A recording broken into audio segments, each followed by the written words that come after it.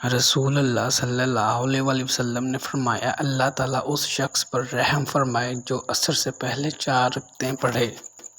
رسول اللہ صلی اللہ علیہ وآلہ وسلم نے فرمایا، جب تم میں سے کسی کا دن کو روزہ ہو تو وہ فحش گواہی نہ کرے اور ناروا حرکت نہ کرے۔ اگر کوئی اس سے بدتمیزی کرے تو کہہ دے میں روزہ دار آدمی ہوں۔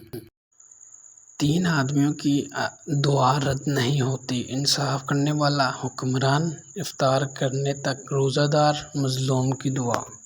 اللہ تعالیٰ نے فرمایا، اور جو بلائی اپنے لیے آگے بیج رکھی ہو اس کو اللہ کے ہاں پالو گے، کچھ شک نہیں کہ اللہ تعالیٰ تمہارے سب کاموں کو دیکھ رہا ہے۔ رسول اللہ صلی اللہ علیہ وآلہ وسلم نے فرمایا، جس نے روزے دار کا روزہ افطار کرایا اسے ان روزے داروں کے برابر ثواب ملے گا، لیکن ان کے ثواب میں کچھ کمی نہیں ہوگی۔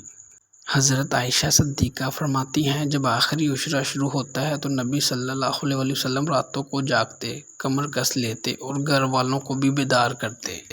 اللہ تعالیٰ نے فرمایا، تم میں سے قیامت کے اس دن نعمتوں کے بارے میں پوچھا جائے گا کہ ان کا کیا حق ادا کیا۔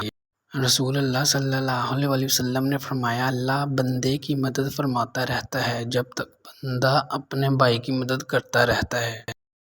جس شخص نے کسی تنگ دست پر آسانی کی تو اللہ اس پر دنیا آخرت میں آسانی فرمائے گا۔ اللہ تعالیٰ نے فرمایا، تباہی اور ہلاکت ہے ناپ تول میں کمی کرنے والوں کے لیے۔ رسول اللہ صلی اللہ علیہ وآلہ وسلم نے فرمایا، جس نے کسی مسلمان سے دنیا کا ایک دکھ دور کیا، اللہ عز و جل اس سے قیامت کے روز ایک دکھ دور کر دے گا۔ اگر آپ ہمارے چینل پہ نیو ہیں تو سبسکرائب کرنا مت بھولیں۔ شکریہ، جزاک اللہ۔